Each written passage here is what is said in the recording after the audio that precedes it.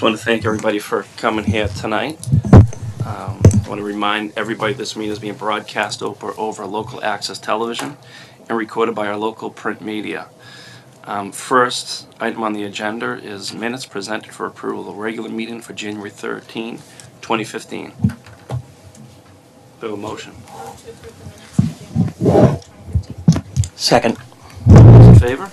Aye. Aye. We can move on to the second item in the agenda. Grace Lehman might be the only student today who showed up for school. Grace, we thank you. This is something we always appreciate to hear about the great work being done at Lynnfield High School. So thank you for coming tonight.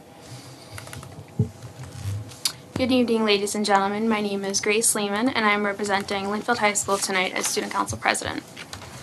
Lynnfield High School has been continuing to excel in academics, athletics, and extracurricular activities this year, and I am happy to be here to share them with you. First, we just recently held our annual semi-formal dance, Snowball, last Saturday at the Danversport Yacht Club. It was a very fun night for the whole school and brought everyone together for a good time. Also, Lynnfield High School has been doing extremely well in winter sports this year. The boys' basketball team is currently 12-5 and is qualified for the state tournament. Girls' basketball is 10-6, and they have also clinched a spot in the playoffs. The LHS winter track team has been successful. They have a few key members that are dominating their races and have welcomed many new members to the team. In addition, the boys' hockey team is currently 6-6-3. They hope to get a few more wins to make it to the playoffs. Girls' hockey is currently 2-9-3. All of the winter sports teams at LHS are continuing to work hard and represent our school in the best way possible. Additionally, LHS PTO is bringing in Kara Filler to speak to the school about making good choices. We've had Kara come to LHS before, and each time she has left a lasting impression on our student body. We are looking forward to her presentation. In addition, clubs are continuing to excel at LHS. Recently, the Women's Club worked to raise awareness of the importance of heart health.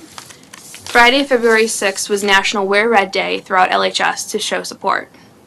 Our advisory program is working to encourage students to do more community service. Before winter break, advisories worked together to collect stocking stuffers for those in need this winter. Other advisories helped shovel out the elderly throughout the town. Our advisory program is an essential component in working towards unifying LHS. Looking into the future, we will be enjoying February break next week. After break, we are looking to get right back into routine and continue our success into the spring. Thank you for your time. Thank you, Grace. Any questions or comments? Well, here, nice. I want to thank you again. We appreciate the update, and enjoy the rest of your snow day off. Thank you. Thanks for coming out tonight. Appreciate it. We're going to move on. We're going to skip item number 3. Because of the snow, we decided to reschedule the glimpse into the classroom is it the next meeting, Jane? I don't know if it'll be the next one because we have somebody scheduled for that one, but we will get the math glimpse in. Yeah, let's get that on the agenda. That's usually our biggest crowd when we have Right. the glimpse into the classroom. So we'll move right on to item agenda number 4, the school calendar for the 2015 and the 2016 school year.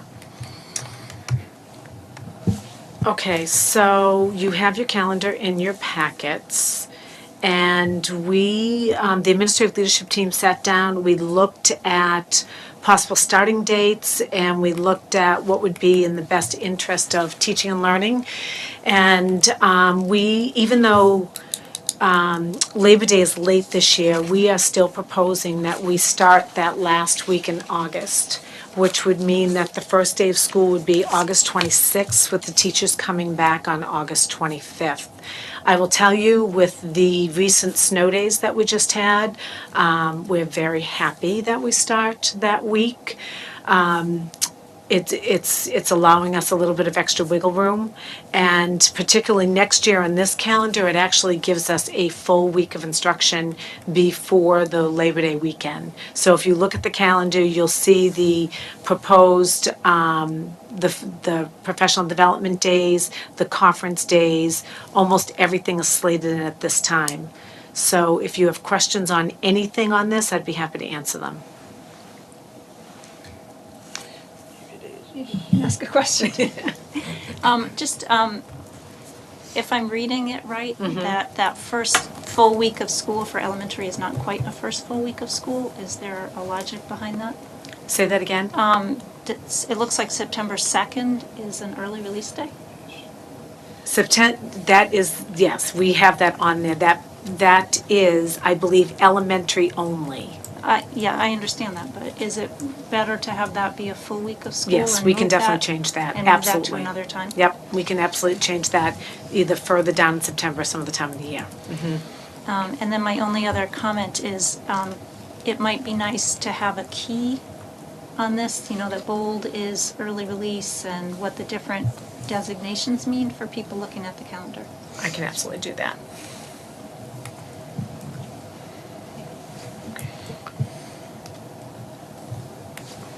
Yeah, Jane, I got some feedback, gotten a lot of feedback about that first half day in January as well. Because Yes. it comes right after we come back from school. Is it possible to consider pushing that back to the second week in January? So Dorothy, I want to look to you to help me with this in terms of what was negotiated with the union. Was it the first Wednesday of every month for the half professional development day?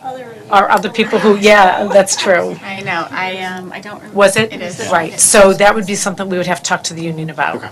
Okay?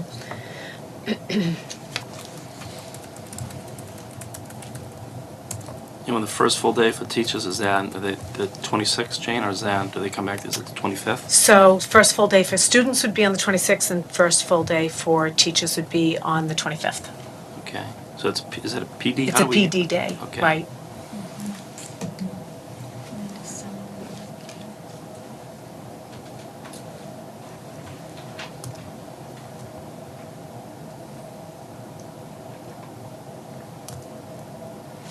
Are there any comments or questions, any other?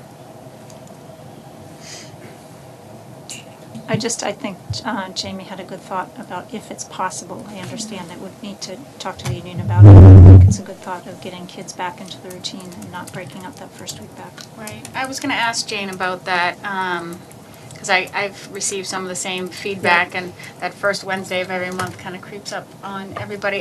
I mean, the other Wednesdays of the month, are they allocated to other things like this staff meetings and such, or are those different days of the month, or? They are. Wednesdays are pretty much our meeting days. We have faculty meetings once a month, faculty advisory council meetings. I mean, it's something that the administrative leadership team can certainly look at.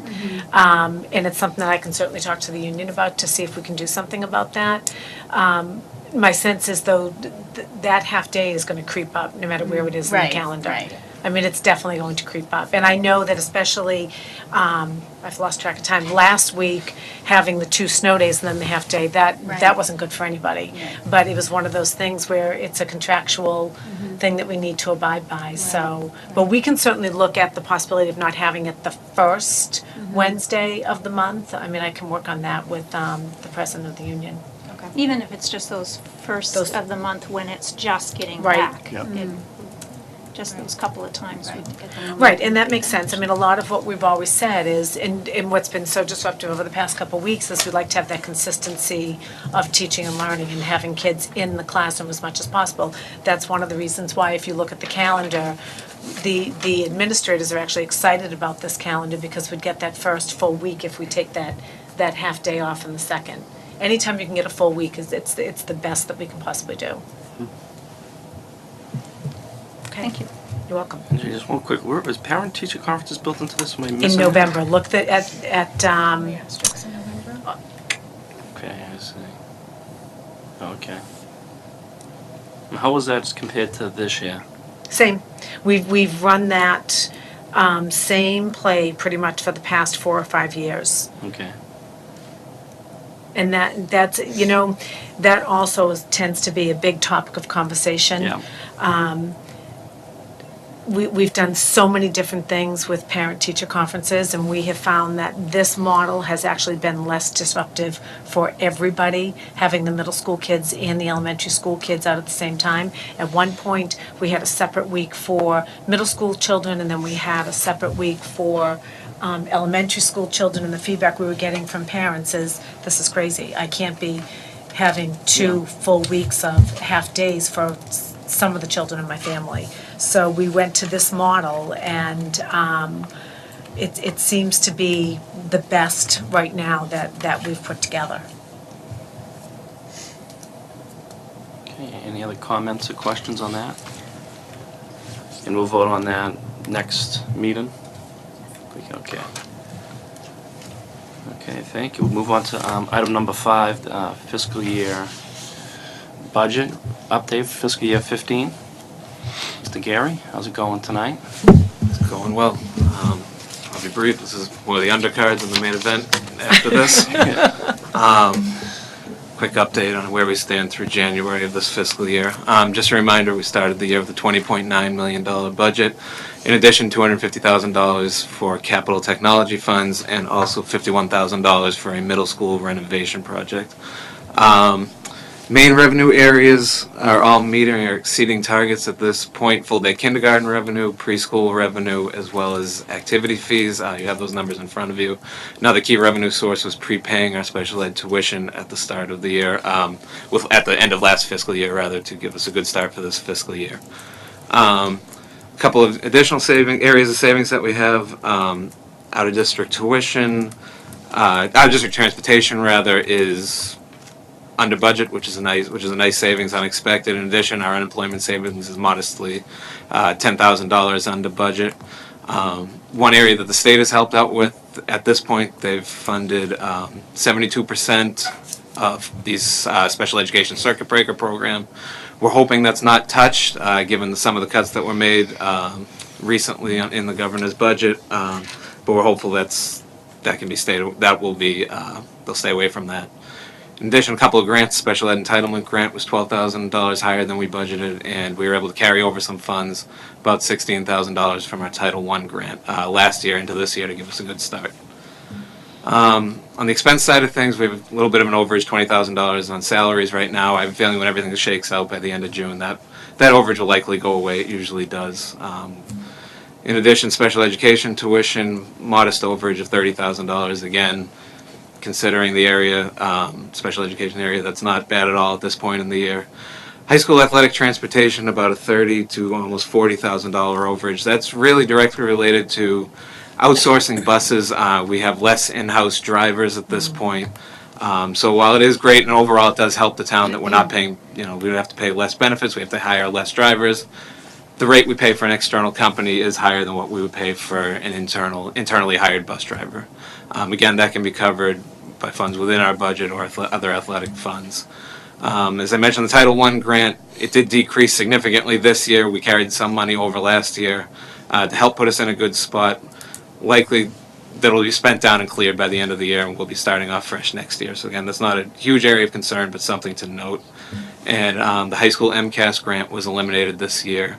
Again, something we can cover, but it's something that no longer exists. The two capital projects funding, again, $250,000 for technology and $51,000 for the middle school renovation. Those are completely expended. The projects are both up, running, and everything's in place with those. Again, the quick overview, bottom line is I feel comfortable where we are at this point, a little more than 7 months of the way through the year. Any questions?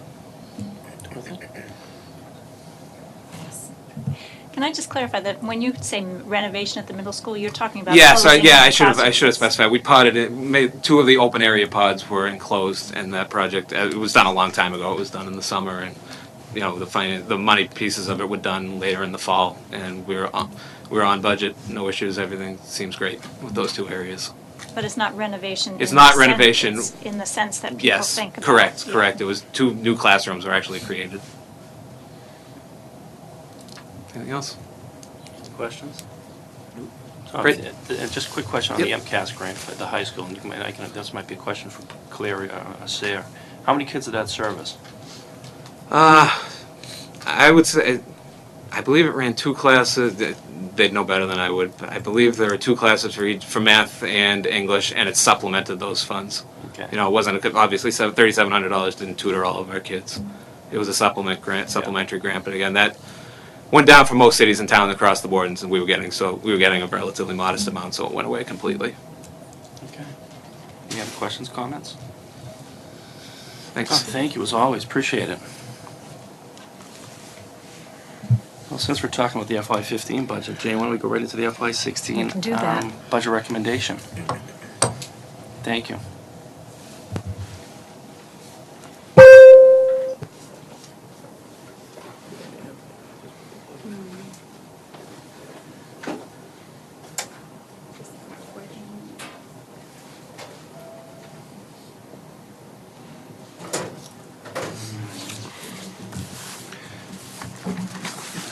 Swing over here so I can see this.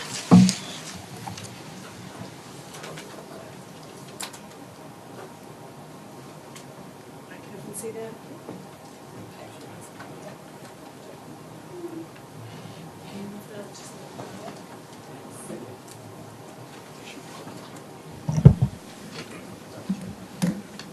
Okay.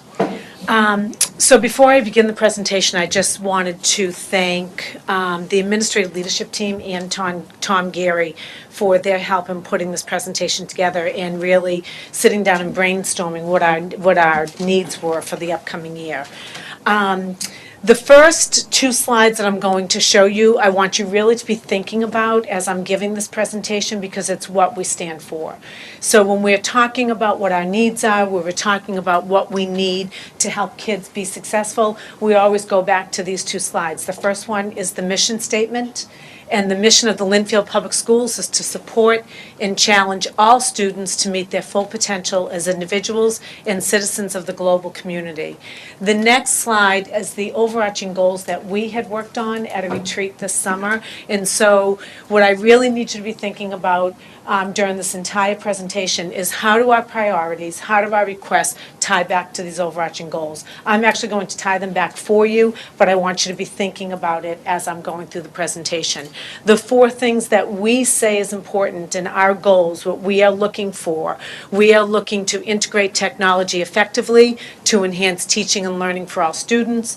We want to make sure that all of our staff has the instructional practices, training, and resources necessary to ensure continuous improvement in student achievement. Our third goal is that we teach and assess the skills of critical thinking, collaboration, creativity, and communication in order to prepare students for not only college but also career readiness.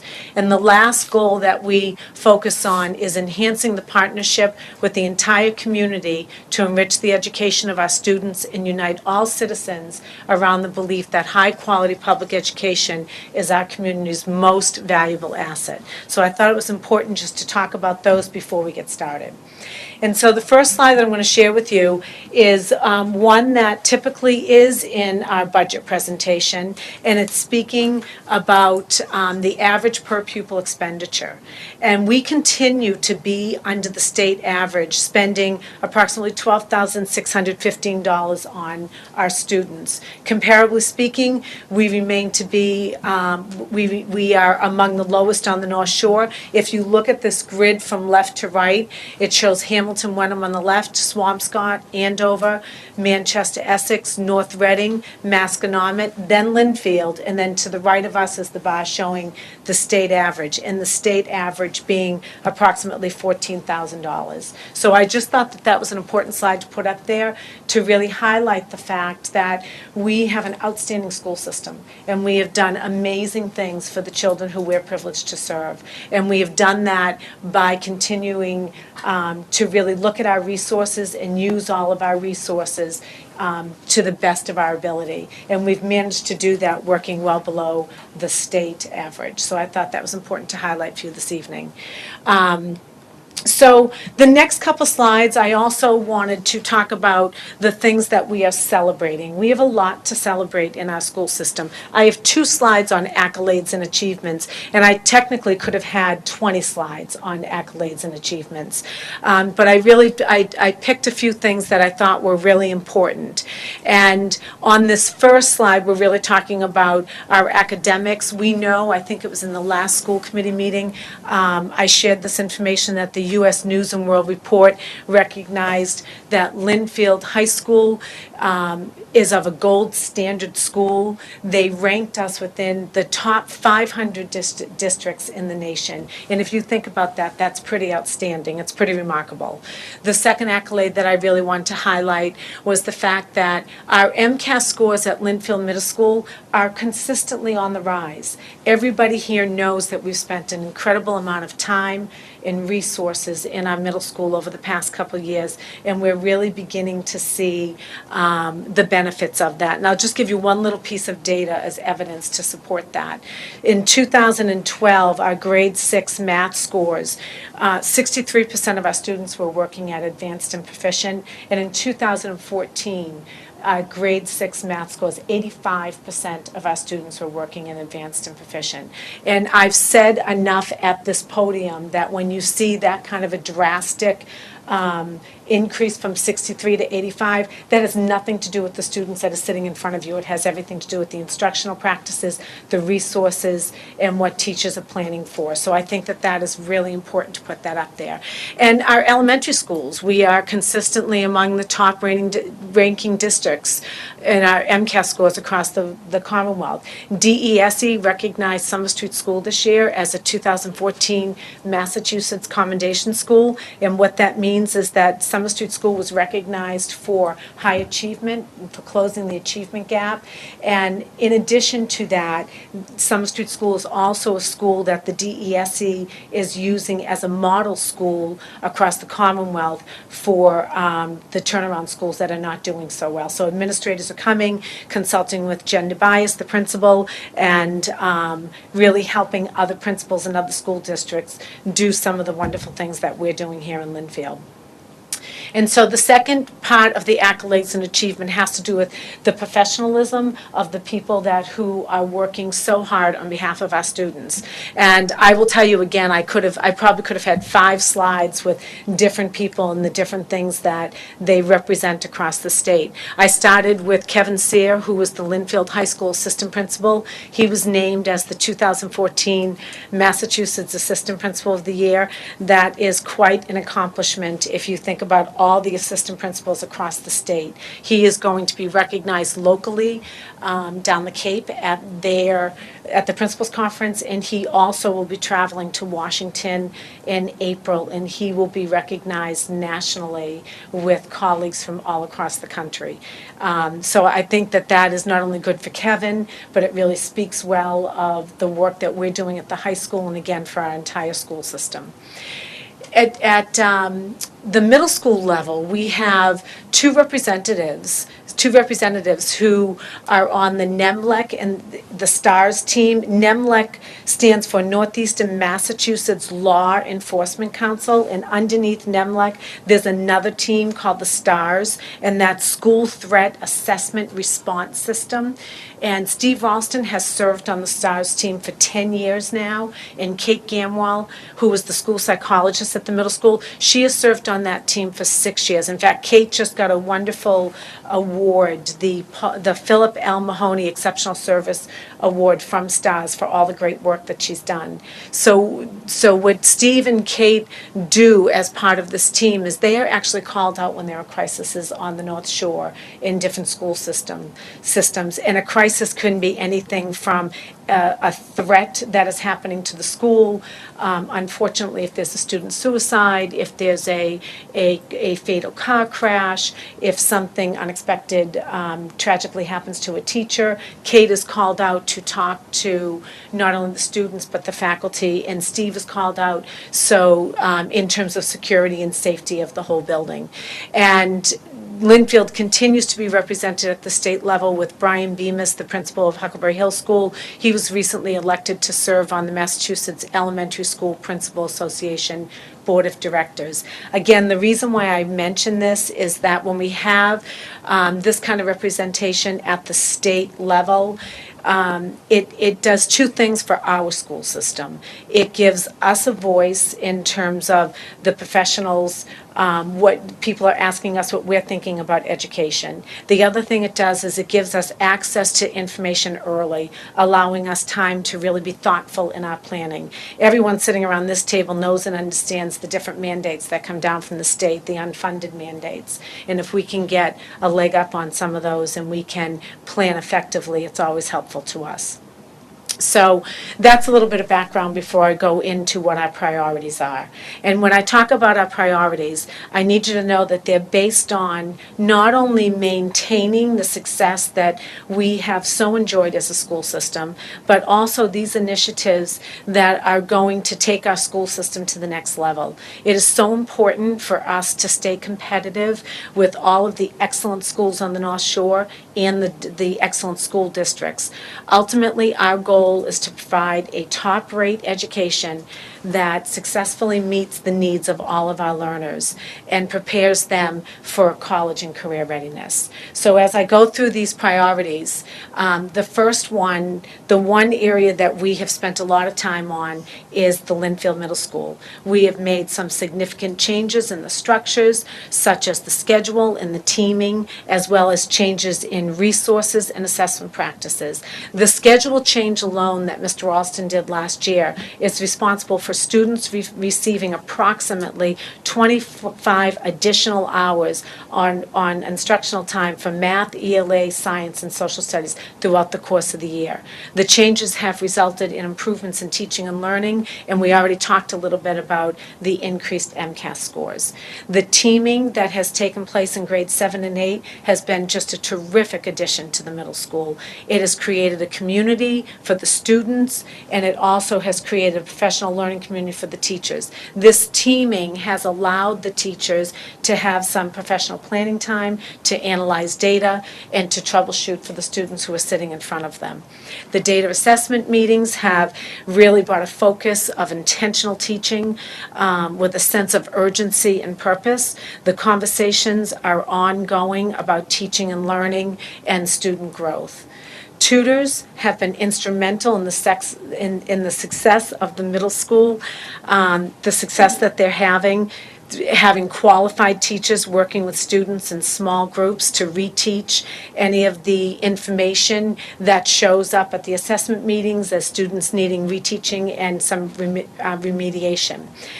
We know that this has been a well-proven practice at the elementary schools, and it's nice to see it working at the middle schools. So the professional development time also has given teachers an opportunity to develop common language that's used throughout the school in every class. During the professional development days at Lynnfield Middle School, they're talking about this new resource that's up here called Keys to the Literacy Program. And what that's doing is that's giving everybody the same common language and understanding for teaching comprehension skills. So it's interesting. You can be in any classroom in the middle school, and I've been in every single one of them. You are seeing the exact same strategies for analyzing text, for answering questions, for summarizing, whether it's in a science class, an ELA class, or a math class. And so at the beginning of this presentation, I asked you to really think about those overarching goals and where they link back to what our priorities are.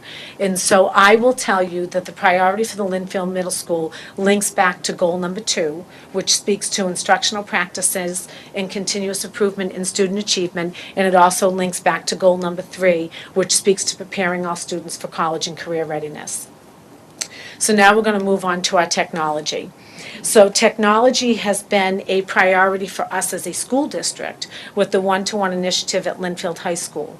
And having a full-time integration technology specialist has been wonderful, and it has really helped technology flourish throughout the school district. At Lynnfield High School, they are truly, by far, the leader of the pack with the use of technology for teaching and learning. It is completely embedded with authenticity in each of the classes. And as I said earlier, I've been in every single class in the district, every single classroom, and I am hugely impressed with how technology is it's just the way we do business around here now. The kids have really embraced it, as have the teachers. We are looking to create at the high school some digital portfolios of student work. That is not an easy undertaking. What we'd like to be able to do is to have each student at Lynnfield High School leave with a portfolio of everything that they've done in and out of the classroom. It not only would be streamline the system of keeping track of student progress, but they could also use that portfolio as they are applying to colleges and as they're doing job interviews. So this process would also create accountability for the students and allow a collaborative reflection between the teachers and the student. And the teachers would also, this would give them an opportunity to assess those 21st century skills that we're always talking about. It would give them a chance to do it individually and collectively with the students. It holds the students more accountable as well for keeping track of what they're doing, where they're going, why they're doing it. It brings more of a sense of purpose to the student work. And so at the middle school, they have done just a great job with the consistent use of the Google Suite, bringing efficiency to the classroom. Students are getting instant feedback on assignments. They're able to truly collaborate on projects using Google Docs. The next step is, again, the word accountability for the student's perspective. So really having different multimedia options to demonstrate their learning in the classroom. And some of those options could be video projects, animated slideshows, digital flyers, voice recordings. This would really be a different option than just a paper and pencil option or the traditional PowerPoint. We know how many of our students struggle with the writing process, so to have a different way to demonstrate their learning would really be meeting the needs of all of our learners. And what we would love to have happen is for the tech integration specialists to really sit down with the teachers side by side and create rubrics that would have the flexibility to score the variety of work products that the students might offer. At the elementary level, we're getting there. We are simply looking for more consistency. Ideally, we would like to form vertical teams comprised of grade level representatives, media center specialists, tech integration specialists, and what they would do is they would sit down together and they would develop a core grade level specifics lessons and experiences for each grade level so that the students' experiences would be directly related to the standards, the grade level expectations, the Massachusetts frameworks. So we would know that if a student is in second grade, this is the technology project that they're going to be working on when we're talking about science. When they get into third grade, this is the project they're going to be working on when they're talking about ELA, and it would be consistent throughout. So again, going back to our overarching goals, I would like to point out that this priority relates directly back to our first goal, of course, integrating technology effectively. Our second goal, which speaks to the instructional practices and continuous improvement of student achievement, and also our third goal about preparing students for college and career readiness. Okay? So the next priority that we have is special education. So, good, all right. So we continue to strive to meet the needs of all of our learners. And one way that we do that is to really work hard on building relationships, not only with students, but with every family, in order to make sure that we are meeting the needs of the students and families, to make sure that every child has an opportunity to be successful. The key to this is really responsible and intentional allocations of our resources, which is going to bring me to the next slide. This graph is a result of the amazing collaboration that is taking place and has taken place within our school system between families, between special education, general education teachers, as well as administrators. I think it really speaks to the support of the school committee. It speaks to the support of the community. It is really important to note when you look at the slide. So when you're all the way over to the left-hand side, I'm not sure if you can see it from where you're sitting, but it says that fiscal year 12, the tuition. So that's over $1 million. And if you go all the way to the right to fiscal year 16, you can see that we're under $600,000, right? The important thing that you need to note in this slide is that we're not servicing less kids now. We didn't service less kids in 15. what we've done is we've become very intentional about our programming. And we have made sure that we are consistent with our programming from level to level. And I will tell you that this slide that you're looking at is a direct relation to the leadership that we have seen from our special education director, Kara Morrow, in addition to the collaboration and the leadership that exists on a day-to-day basis with all of the members of the administrative leadership team. And so, again, bringing it back to the overarching goals, this absolutely speaks to goal number 2, which is instructional practices and continuous improvement for student achievement. It also speaks to preparing students for college and career readiness. And the next priority is about retaining and recruiting teachers. So in terms of recruiting and retaining high-quality teachers, we know that at the end of the day, it's all about what happens in the classroom every single day. And we recruit professionals who have the skill set. So they're qualified. We know that they have the skills to do the teaching in the classroom. But then what's really important to us is that we offer these teachers our very high quality professional development, and we offer them a collaboration at a very, very high level. We do that within the buildings. We do it with our mentoring program that is system-wide. We actually teach teachers what it means to be a teacher in Lynnfield. We are very clear with the teachers that when we hire them, the expectations are high and the work is absolutely continuous. This is a very high priority in terms of making sure that we are giving our students everything they deserve to get as students of the Lynnfield Public Schools. And this goes right back to our goal number 2, which is instructional practices and continuous improvement and achievement. And so now I'm going to move on to the position requests. The requests that we are making go back to my opening statement, that our job is not only to maintain the success that we have had, but it's also to strive toward that continuous improvement. In order to continue to grow in the area of technology, this is absolutely a necessity. I am recommending 1 full-time tech integration specialist. Currently, we have 1 person in that position. You're very familiar with who it is. It is Jen Judkins. She is technically servicing 2,000 students and nearly 200 faculty and staff. She is in classrooms all the time. It's actually interesting when we have PD days. The conversations at the administrative leadership team is who's getting Jen, where's Jen going? She is spread incredibly thin. In order to implement some of those very exciting initiatives that I talked about in the technology slide, we absolutely need another person. This person would work hand in hand with Jen Judkins. They would plan and schedule their time so that each level would have direct access to them for planning and for development purposes.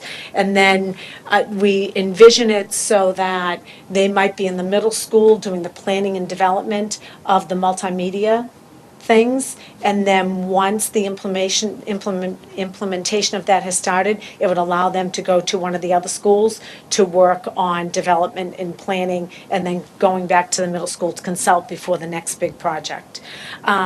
This request is also a direct reflection of the buy-in, if you will, that we have received from the teachers and their desire to continuously grow in the integration of technology in our classrooms. And I say that because that's not always so easy. Right, so we have teachers who are, they're a variety of age from 25 to 65, and teachers in all different areas of their professional life, whether they've been here 30 years or 3 years, they are embracing this. And I will tell you, my belief is the reason why they're embracing it is because they're seeing the difference of the students who are sitting in front of them. They're seeing that engagement, they're seeing that motivation, they're seeing that excitement. The truth of the matter is we are working with a group of students who we are competing with their own personal technology. And what I mean by that is they leave us and they have their Chromebook, they have their iPad, they have their phone, they're tweeting, they're writing, they're listening. Their world is multimedia.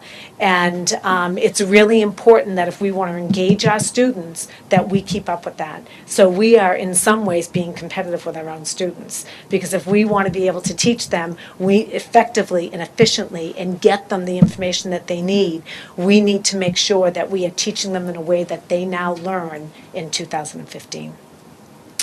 And so the middle school, so we have a couple of requests on there for the middle school. The middle school faculty and administration, I don't think anyone would deny the fact that they have worked incredibly hard to meet the needs of all learners. The elementary structure of the assessment meetings has proven to be hugely successful. Lynnfield Middle School has adopted that. Now we just need to make sure that they have all the resources that they need to have the continued success in that. The tutors, they provide small group instruction for the purpose of remediation and reteaching. Based on the data coming out of the assessment meetings, they can really hone in on what skills need to be retaught. This request would put the middle school tutoring program at, it would be 6 tutors in total, which would mirror what is currently happening at the elementary schools. In terms of that middle school aide for the media center, so this was a position that was once at the middle school, and when we were in some difficult times a few years ago and we needed to cut some different things, this was actually cut out of the budget. And now with the increased expectations of the media center as a technology hub, we really feel that it's time to add this back in so that our media center teacher can spend her time really focusing on teaching and learning and not focusing her time on cataloging books and the paperwork. The role of the media center teachers in this district has really changed with the technology as well. And the football coach, we are asking for one football coach at the high school, and we're asking that because the participation rates in our football team have increased significantly over the past few years. Football is one of those sports that's a completely all-inclusive sport. We have record numbers of kids playing football right now. It's the highest participation rate that we have had in quite a few years. We have 22 varsity teams. We have 16 sub-varsity teams. The only team at this point that doesn't have a dedicated coach is the JV football, and so this would allow for that to happen. In addition to the position requests, we also have 3 separate capital requests. And so the first capital request is the capital budget is, it's a total of $250,000. And this is to continue maintenance and upgrades to the technology district-wide. We are committed to getting our elementary schools wireless. There's so much teaching and learning more that we could be doing with the technology if we had that. We have pockets of it in both elementary schools, but they're not fully wireless at this point. We were at a PTO meeting, actually Dorothy and I were at a PTO meeting for Huckleberry, when was that, Friday? I think it was on Friday, and Jed Judkins was actually a guest speaker, and she was sharing with the parents who were there the uses of Chromebooks for the elementary students, and we had a really difficult time because the all-purpose room was not wireless, so we were trying to connect into the different hubs, and it wasn't very successful. But our goal is to get both of those elementary schools wireless. The other monies for this piece of the capital is replacement for the smart boards on an needed basis. Every year we have some of our smart boards that go down. I'll speak to Summer Street School since I know that school inside and out, and the smart boards that are at Summer Street right now, the majority of them were put in place my first and second year as the principal there, so that was 9 years ago, 10 years ago, and they do wear out. They get lots of wear and they do wear out, so they do need to be replaced. Another chunk of this money is for Chromebooks to support the one-to-one device initiative for the incoming ninth graders. And so I think that this deserves a little bit of a conversation in terms of the Chromebooks. We surveyed the students. Actually, I think Jen Judkins actually did that a couple times in terms of what they were thinking about the Chromebooks and iPads. What we found out was that if the students who had iPads loved the iPads, the students who had Chromebooks loved the Chromebooks. We have spent numerous hours talking about this in terms of, should we have the ninth graders have Chromebooks or should we have them have iPads? We have talked to the tech department about it, the administration has talked about it, the teachers have talked about it. And at the end of the day, we really feel that the Chromebook is the way that we need to go for a couple of reasons. First of all, I would say that we are a Google committed district. It is what you all are using for your school committee. It is what the administration uses. It's what the teachers are using. It's what the students are using. The Chromebook is a Google device. Another reason is that, quite frankly, the Chromebooks are close to half the price of the iPad. So I really feel like we can get a better bang for our buck there. So this piece of the capital budget is $250,000. The next two pieces of this presentation that I'm going to show you, they're capital budget requests, but they're one-time only capital budget requests, and you'll understand it more as I get into it. So the first piece of it is to focus on increased school safety and security district-wide. So I need to tell you that when I became the superintendent, one of the things that I did look at was school safety and security.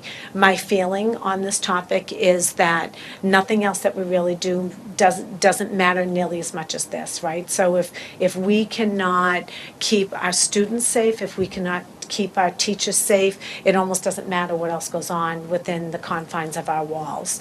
And as I was walking around buildings and talking to administrators and really zeroing in on our school safety and security, we've got some pretty big gaps that I think that we need to address.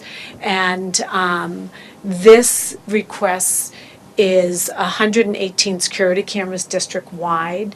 And so what that means is that there are sections in every single one of our buildings that do not have security cameras. We have security cameras in a lot of our buildings in very prime area places, but we are lacking in other areas. This also represents an upgrade for some of our older cameras that are ready to be replaced. It also represents cameras for our fields. So we have this beautiful field project that the town has worked so hard to get here for the citizens of Lynnfield and for our students, and we don't have one security camera on them. And so the security cameras that we are looking to put on the fields actually have an infrared piece to it so that we'll be able to monitor those fields at night. The only school in the district that does not have a buzzer system is the high school. And I think it's time to make that commitment and have a buzzer system at the high school. The other piece of this capital budget request is for main office displays. So if you have spent any time in the middle school, you will see that they have a monitor that's probably a little bit smaller than that smart board, and it hangs on the wall, and it's a live feed. And you can see every camera in the building on that monitor. And if I get this right, they're motion sensitive. So if someone's walking through the halls, that camera will pick up. And the reason why there's a lot of reasons why this is important. One is to know who's in our building and where everybody is. And the other thing that this has really helped with is if there are situations, discipline problems that we've had at the middle school and the high school. You know, when you're dealing with young adults and young children about discipline, it often will turn into a he said, she said.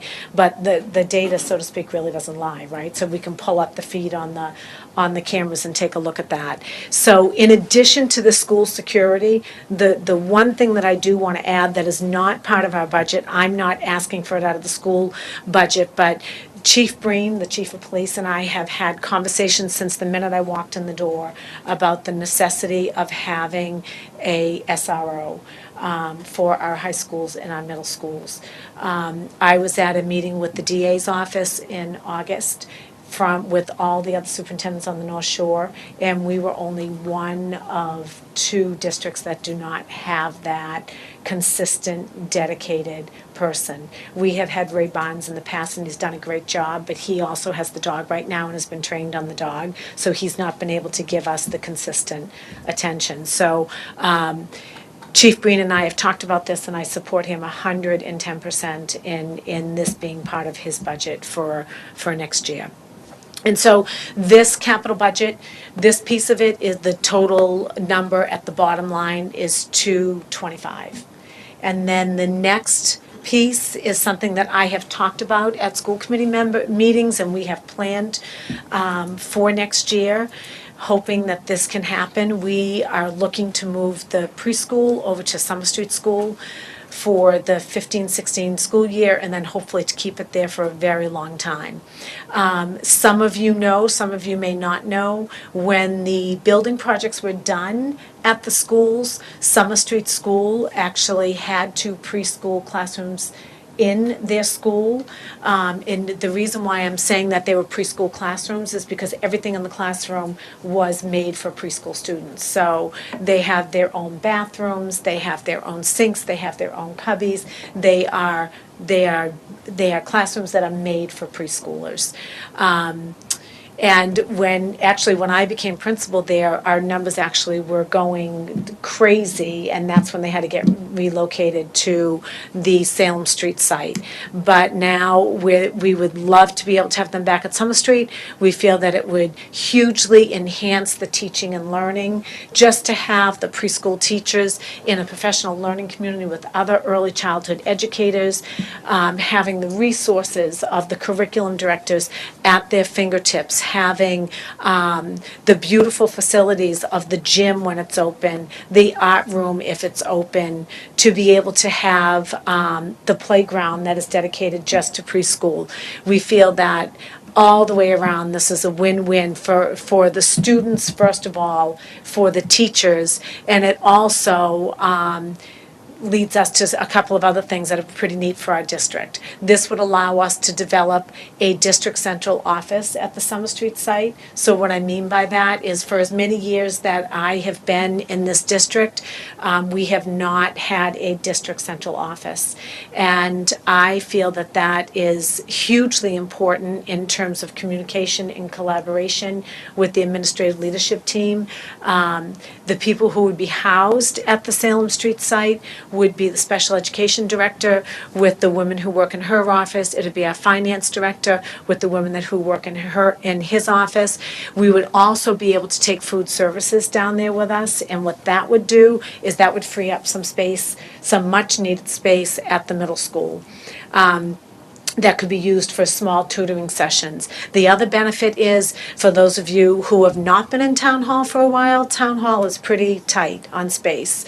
And I know for a fact that they would be glad to have a little bit more space for them to spread out a little bit. And Senior Center would also regain a little bit of space from us making this move. The other added benefit is that it also allows us to have a district site for district-wide meetings. And so what I mean by that is 8 times a year, the elementary teachers go off-site and they go to the Northeast Consortium to have their assessment meetings. It's great to have it. It's Topsfield. It's not forever away, but it's also not right down the street either. So to have those meetings down at the Salem Street site would be great. We could have our Lynnfield Curriculum Council meetings down at that site, and of course we would have our admin meetings down at that site too. The total cost of this capital budget request is $75,000, and that really speaks to some of the moving costs and just a fresh paint job and getting those classrooms up to speed to be administrative offices. So In summary, this is our total request. It translates to a 4.5% increase to our budget with 3 capital requests that are totaling $550,000. Please keep in mind that this total is enough to include everything that has been budgeted for including contractual obligations. So at this point, if you have any questions, I would be happy to answer them for you. Jane, thank you. Any comments or questions? Susie? About the Chromebooks and the technology initiative, which you know I'm a big fan of. But when I was on the original tech committee, when we were trying to decide which tool to use, we talked a lot about this eventually transforming into kind of a bring your own.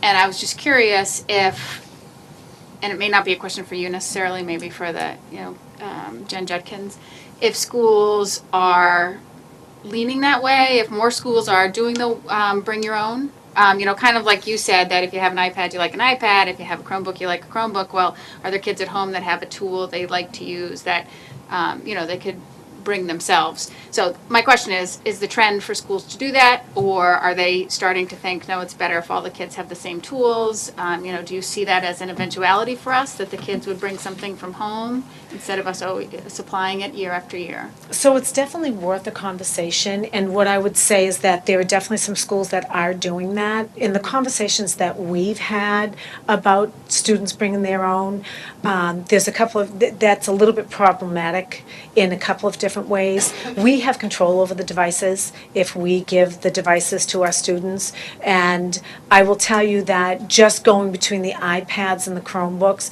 to have the consistency of knowing what's on all of the devices and being able to access it quickly.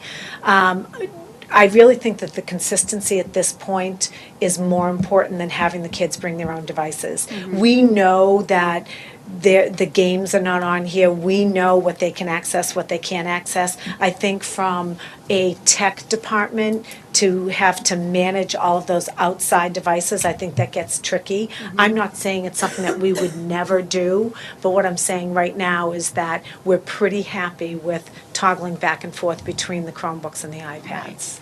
No, I think that's a good point. I do think that, a primary concern I first heard was, what are kids going to be doing on them and how are we going to control the content. So I certainly can understand that. I was just curious if that was the trend or not. And then I have a question just about the preschool. I don't know if you guys, if we want to jump from one thing to another or stay in one genre. I was just going to suggest, do we want to just go through section by section and We can do that. do questions that way? Because I know I have questions in different areas as well. So, Okay. I mean, So should we So- stick with tech right now? Well, why don't we start right at preschool and go all the way up? Go. We'll finish with tech at the high school? How's Okay. that sound? Here we go. Can I just make one general? It's not on yet. Absolutely. Sorry. Oh. Use the old microphone. I'll just do this for a second.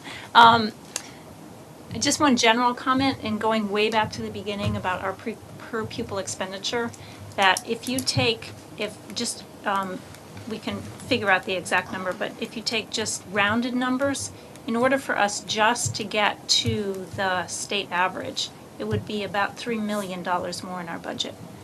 So when you consider, and you look at all those other districts that we compete with for staff, that we compete with for, people buying houses in those communities, and you think about the results that we get, what are our students, the level that our students achieve at in this district, I think that the return on the investment that taxpayers are getting here is pretty impressive. That's a great point. And Dorothy, just to that point, it is very, very true what Dorothy said about competing with these districts for faculty and for staff. And I think Kara and I could both attest to last summer doing some interviews. We were we were really interested in a couple people who had a phenomenal skill set who were also looking at these other districts. And when we speak to the quality and the level of professional development that we're giving to teachers, that definitely, that absolutely positively sways them. And Dorothy, if I had a dime for every parent that sort of sat at my desk and said, we're moving to the North Shore, what does Lynnfield have to offer us? Right? And some people who are very savvy and get on the state website and see that, they bring that up. And I think just since we're making general comments, I think the one impressive thing with, I think, per pupil expenditure, especially with my 3 years on the school committee, I've been most impressed with is just what we've been able to do. Jane, you talked about it, maximizing what we have already, the resources. By the time you sit down with us, or the prior superintendent sat down with us for the last 2 years, is you, with your administrative team, went through that budget and really maximized the resources. And I think over the last 3 years, at least when I was on the school committee, I think new growth or new spending in addition to what we have to spend is about 0.5% on average. And I think that's pretty impressive. And those resources, when you talk about maximizing the resources, you have no idea how often that happens. Yeah. I mean, we get curveballs thrown to us all the time, and we are constantly sitting around the table saying, this is the dilemma that we have right now. Who do we have within our K-12 family, if you will, that can do this? Who do we have that can help us with this? Who do we have so that we don't have to hire someone new or go outside or consult? So we really pick that apart until there's really nothing left to pick. So that's such an important part of not just the conversation when we're talking about putting this budget together. That's a weekly conversation that we're having with administrators. And sometimes we can do it and use the resources that we have, and sometimes we can't. It's a great conversation. It's been an honor to be part of it. Dorothy? Sal? Thank you. And I just want to say, as far as maximizing resources, probably the best thing that illustrates that is when we look at FY12 to FY16, that decrease in the tuition out basis. So if we're keeping more students who pose a challenge and have greater needs, that is, to me, the epitome of how we're maximizing resources to educate all learners. Thank you, Kara.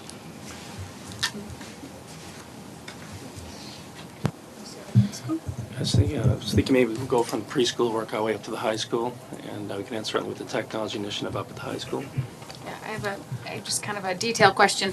I think having the preschool teachers down there or at Summer Street with the kindergarten and first grade teachers and all the elementary school teachers is a great opportunity for, professional growth and conversation and, clear, vertical articulation, all those things that we've talked about for so long. I just, detail-wise, the preschool schedule versus the elementary school schedule, will the preschool teachers be able to participate in the Wednesday half days and That is the plan. And that was, again, one of the big reasons why we wanted to get them there, because at this point, they're not able to do that. So we're working out the details of that, but our goal is to have those preschool teachers take advantage of everything that Summer Street school teachers get. So really meaningful and purposeful faculty meetings, really meaningful and purposeful professional development conversations, and the resources that I mentioned before, just having the people in the house that you need sometimes. Having a problem with a student because she's not separating from her mom or her dad or her nanny or her auntie, to have that school psychologist right there. I mean, those are things that are absolutely invaluable. So yes, Susie, they would have, it would be their home. They would have access to everything in that school. Okay, great. That's awesome. So you said you hope this will stay for a very long time. Can you be a little bit more specific with that in terms of? We actually did. We actually had somebody do a study for us to say, what does the growth look like?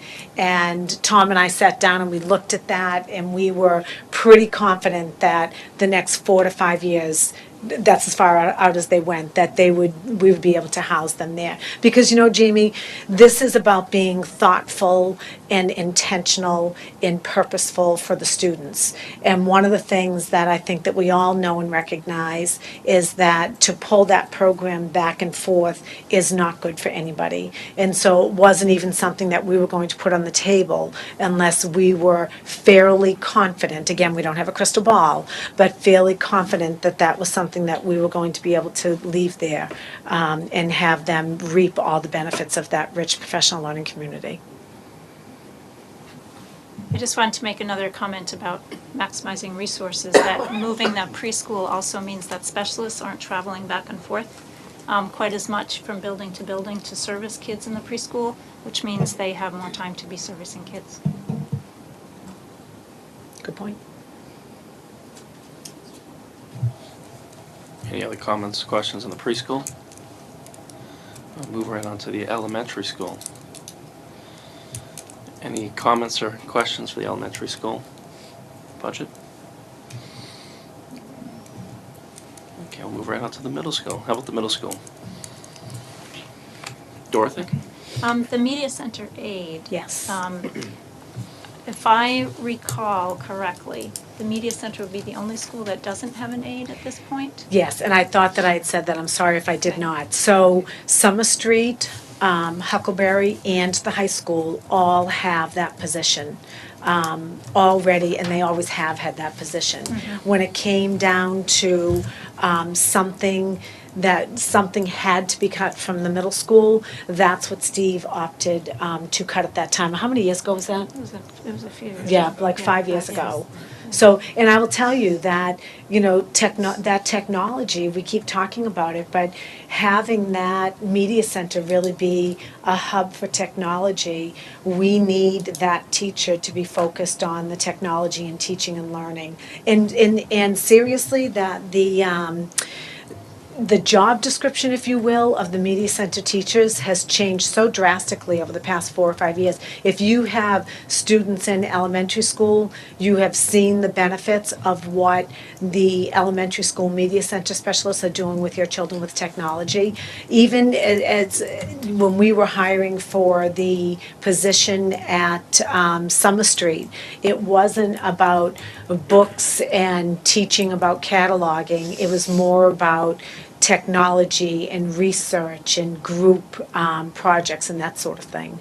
So that would make it so that every school in the district had that aid, and it would really help to support that technology initiative that we're trying to get going or continue going in the middle school.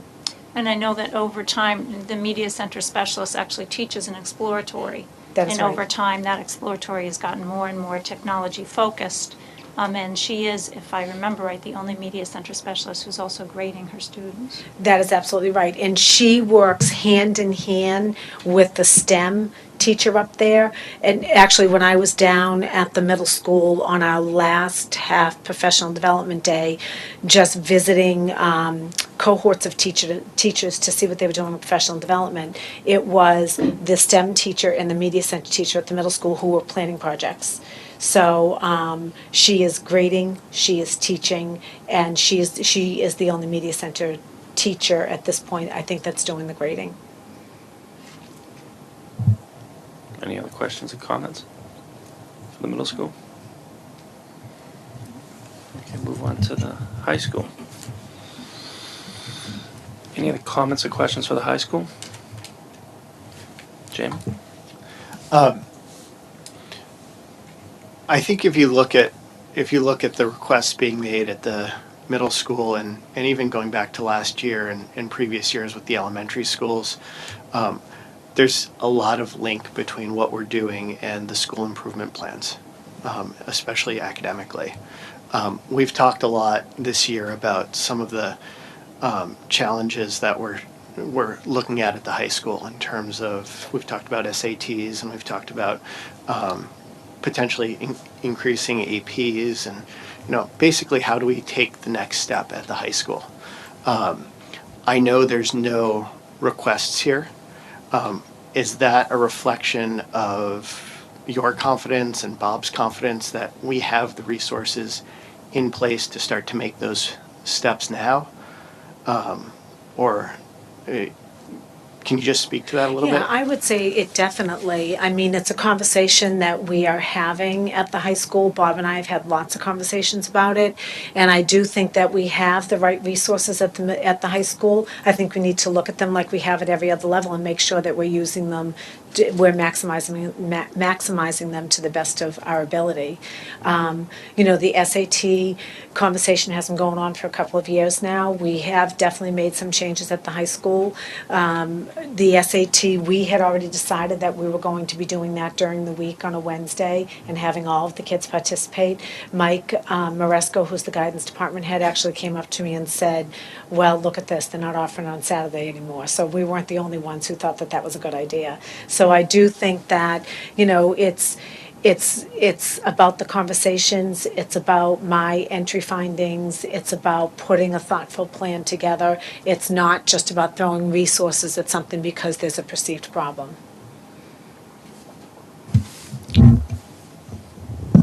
At the risk of generalizing, but from my experiences in education, we can probably agree that middle school students pose the greatest challenge for teaching and learning. It's developmental. So, and when we think about high school performance in terms of SAT scores, MCAS, AP participation, we can also agree that learning is cumulative and sequential. So you're putting a great resource at the middle school. And what I see here is an opportunity for at-risk middle school students to be supported, achieve more, and make a more successful transition to high school. Absolutely. So does that help in terms of? The other thing, Sal, that is worth noting here is that, we have this program in place, or we have these resources in place at the elementary school, and I think that we do a really good job at targeting some of the struggling learners there. The interesting thing, and to your point about middle school students, the interesting thing is that when the kids get to middle school, there may be another whole crop of kids who are struggling for different reasons academically. So they may not have been struggling in the elementary years, right? But there's a whole new group that is struggling for a bunch of different reasons. And so, again, having that support in place for them. And for middle school students, for me, it's so important to get those supports in place before their self-esteem gets damaged, because my history would tell me that once that happens, it's a slippery slope, and we are working on that well through high school. And so, to be able to preserve their self-worth and how they see themselves as students, I think that that's our job, and I think that that's a really important piece of what you're seeing up there on the screen.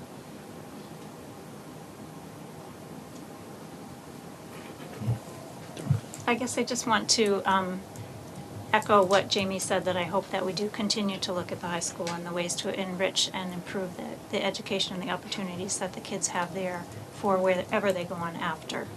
So just support that comment. Any other comments, questions for the high school? And I know we talked, any questions or comments about the capital needs? I just have one question for clarification. Go. Yeah. When you talk about 118 cameras, that Yes. would be the total in the district after this project, not 118 new cameras coming in?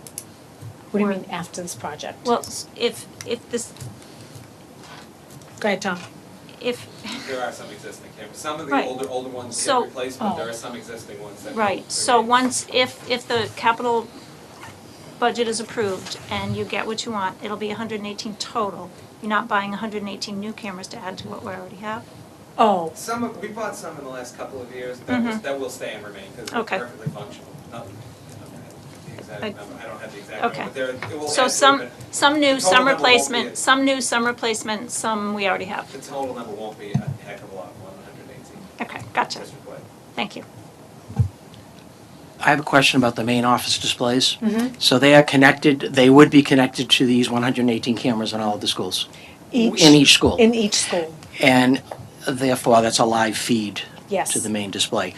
So monitoring of the main display, is that occasional? Is that if the secretary or the principal happen to be within proximity? I was just wondering if there's going to be, now that we have more of an ability to see more of the schools and all of the activities, how will the monitoring actually be increased?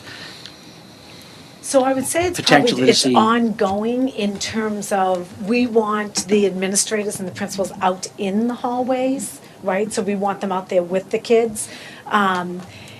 You can't help but see that monitor when you walk in. So if you're walking by it, you're looking at it.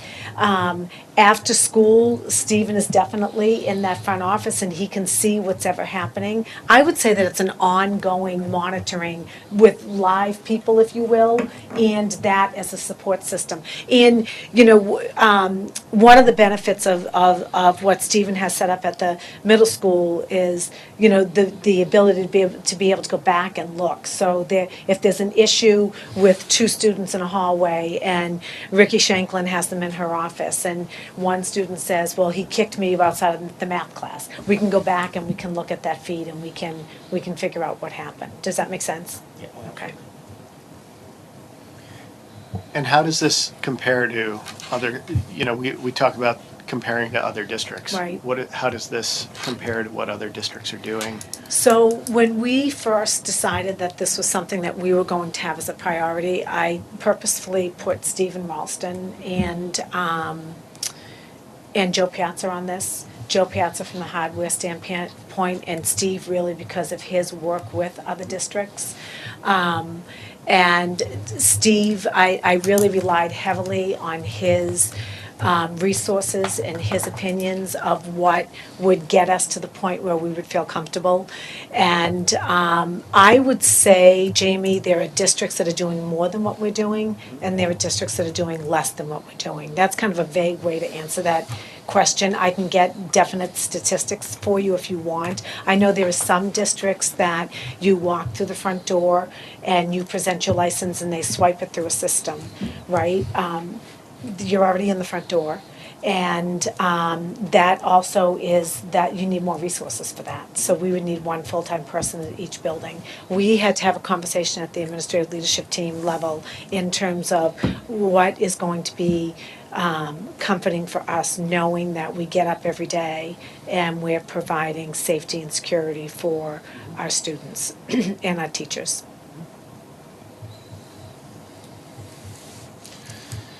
Any other questions, comments? Any part of the budget? Can I just real quick on the technology piece and the Sure. Chromebooks? When we do this, will that leave one class at the high school with iPads? Or will all classes then be on Chromebooks? Tom, is that right? B2 right? Yes. Yes, one class would still have the iPads.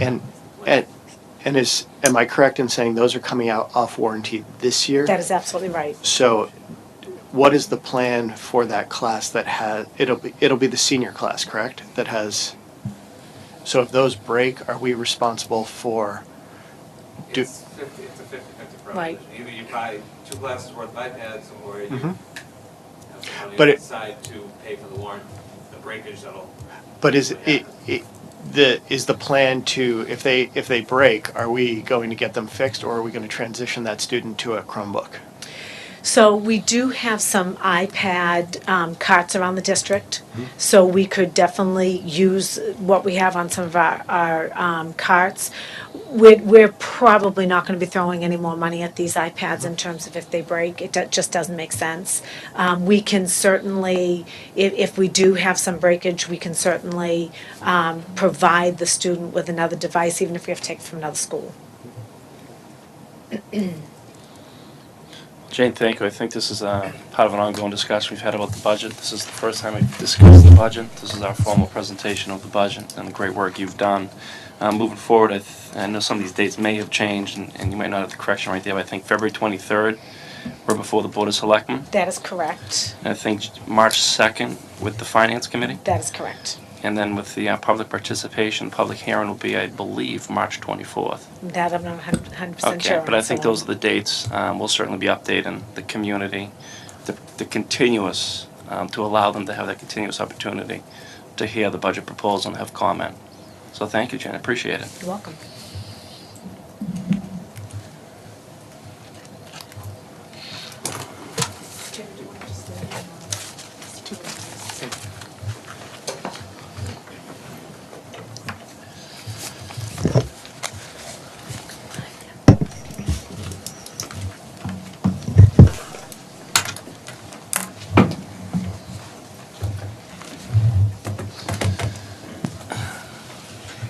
Thank you, Jane. Since you're on a welcome. roll, do you want to continue with the superintendent's report? I certainly will.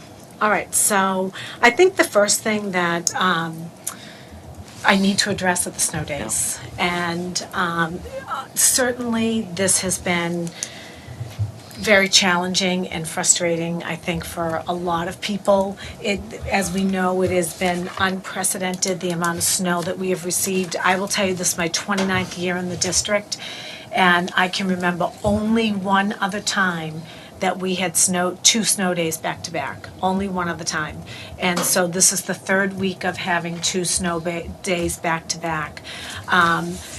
I will tell you that there is so much that goes into the conversation as to whether we're going to have school or not. I am in constant communication with a team of people. It is our town manager, our chief of police, our chief of fire, and of course, our director of Department of Public Works. And it's more than just making sure that the front door is open, right? So it's more than just making sure that it is shoveled to the front door. All of the fire doors have to be shoveled out. Mr. Lafferty and I were on the phone today talking about the roofs and what's the weight on the roofs and are we worried about that. With these huge snowstorms that we've had, we are worried about bus stops, we're worried about sidewalks. So there's so much that goes into it. But I will tell you, at the end of the day, it all comes down to safety and how comfortable are we with the safety. And in all of these 6 days that we just had, I was not comfortable with ensuring the safety to the best of my ability for the students and the faculty. It's challenging. I don't think that there's a person in the Commonwealth right now who has not been inconvenienced by the snow. So it is a big inconvenience for all of us. I understand that, parents are working and in some cases both parents or both adults or the one adult in the house has a full-time job, and it can be difficult and it can be challenging, but I need people just to understand that at the end of the day, it's really about the safety of the students and the faculty. Where we stand right now, you have to vote on the last day of school, but right now, the tentative last day would be June 24th. And so good news, bad news, we started in August. So technically, we still have 4 more days to play with in June before we have to start having difficult conversations about how else are we going to make up this time. So what I would say is that everyone in Lynnfield needs to cross their fingers and hope that we don't have any more snow days, because certainly nobody wants to have that difficult conversation about now what are we going to do, because our teacher contract will not let us work beyond June 29th. But I do want to thank the parents for their patience. And the past 3 weeks, I know that it has been horribly trying at times, but I hope that parents could find the joy in maybe just having a little bit of downtime in between bundling the kids up, putting them in their snowsuits, and then 2 minutes later taking them all off and doing it all over again in 10 minutes. So it falls under the category of it is what it is, and the snow is not within our control. But I just really felt like I needed to address that a little bit tonight because I know it's on people's minds desperately. Any questions, thoughts, concerns about that? Okay. We'll say, having been a little in the discussion you've been having, Jane, you've done a great job really waiting to that last minute, working with the DPW, the town manager. public safety to really wait until they make the call. So you've done a great job. Well, thank you. Difficult decision, but a great job. Thank you. Okay, so now on to some more fun things. I wanted to talk a little bit about Dorothy and I spent some time at Huckleberry. I feel like it was like forever ago, Dorothy. Was it? Huckleberry. Was it really just less than, it was, wasn't it? Okay. So we spent some time over at Huckleberry Hill for Community Heroes. And Huckleberry Hill has a kindness in leadership committee comprised of kids that two of the teachers run. And what the Kindness and Leadership Committee decided to do was to have a community breakfast for all of the community heroes. And I know that everybody on school committee was invited to that. Everybody who has anything to do with the schools was invited to it. And I will tell you, it was just very enlightening. Myra Vernon and Diane Borsetti, both from my office, were invited, and Tom Geary, our finance director, was invited. The chief of police and police officers from his force were invited. And I would say there were probably, 30 or 40 maybe, people in attendance. And it was just a really nice way for Huckleberry to recognize the fact that they know and understand that it really does take a village, and that all these people on the outside of their world are responsible for helping them to have their school to be so successful. So I just want to mention that. I got an email from Steve Bloom at the middle school saying that 4 of the Lynnfield Middle School Pioneer Singers, Jessica Chain, Liam Conley, Frederick Plank, and Jacob Vath, and also Maggie Weaver, they were selected to this year's NMEA, and that stands for Massachusetts Music Educators Association Junior District Festival. And my understanding is that it's a pretty big honor to be welcomed into that. The festival is made up of roughly 400 students from 95 public schools and private schools in 68 towns in the northeast of Massachusetts. And there's going to be a big concert at Lowell High School on Saturday, April 11th. And Mr. Bloom explained to me that one of the things that was so impressive to him was how high those students scored. And he said that in all his years of doing this, he hasn't had a group that has scored that high. And so I really think that that's just a true testimony to the talent of the young singers and the young musicians that we have in Lynnfield. So I just wanted to congratulate Mr. Bloom and the Pioneer Singers. I think that's pretty exciting for them. And the last thing that I want to talk about is that this year, Lynnfield Middle School, 8th graders, 50 of them, and 4th graders from Huckleberry Hill School have been chosen for the NAEP test. So that's the National Center of Education Statistics. And the students will be given the test on either math, ELA, and science. It's randomly selected. So for the middle school students, Stephen gave me the date, but I forget what it was. It was supposed to be during one of the snowstorms, but they rescheduled it.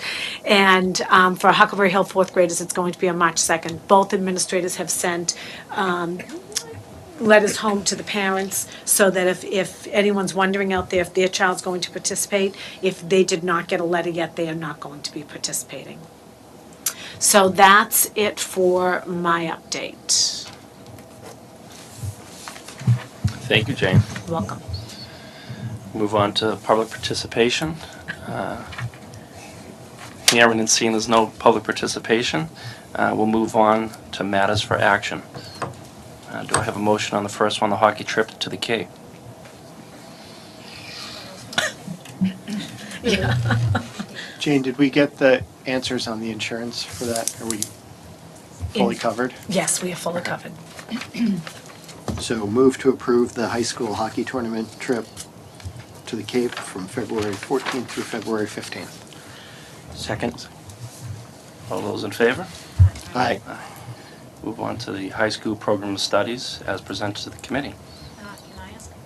Absolutely. Somebody turn off. Can I ask a question about that? When we were talking with Mr. Cleary last time, he we had a discussion around changing to the Mass Core curriculum and putting that in the program of studies. It wasn't in what he presented to us. I think he said he would like to move to that next year. We all, I think, supported that, but I haven't seen any change in the program of studies that would support that it's going to change.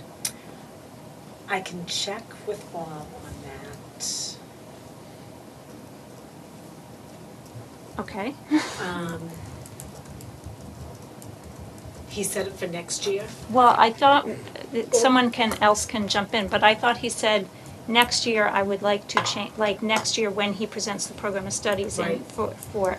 in FY '16, he would like to be able to change to the Mass Core. And I think the gist of our conversation was why not now? And if we all supported it, I thought he was okay with that.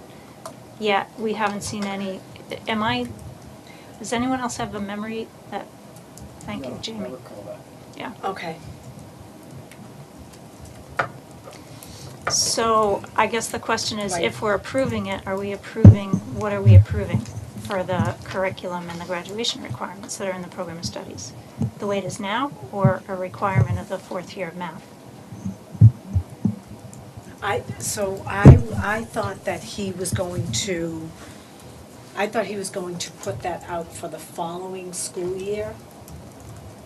Right, which would mean, but if he did it now, he could make it applicable for the incoming ninth graders. If he waits a year, then it's the kids that are in seventh grade now that it would be another year before that was required. So I would say, if you want to vote on putting that in, I know he would not have a problem with that, okay? Because it's conversations that he and I have had, and you're right, it was not part of the documentation, but it was something he absolutely brought up in the conversation. So let me test this one out. Yeah. Move to approve the high school program of studies as presented to the committee and with the requirement that incoming ninth graders complete the Mass Core curriculum Okay, and into the future. yep. Second. Second. All those in favor? Aye. Move to the last item for action, SEAM and the SEC agreements as discussed in the last meeting. I think it's NEC. NEC. Move to approve the SEAM and NEC agreements as discussed at the last meeting. All those in favor? Aye. Thank you. Dorothy, do you want to do the final? Move to adjourn. All those in favor? Aye. Excellent. Thank you. Have a great night. Thank you.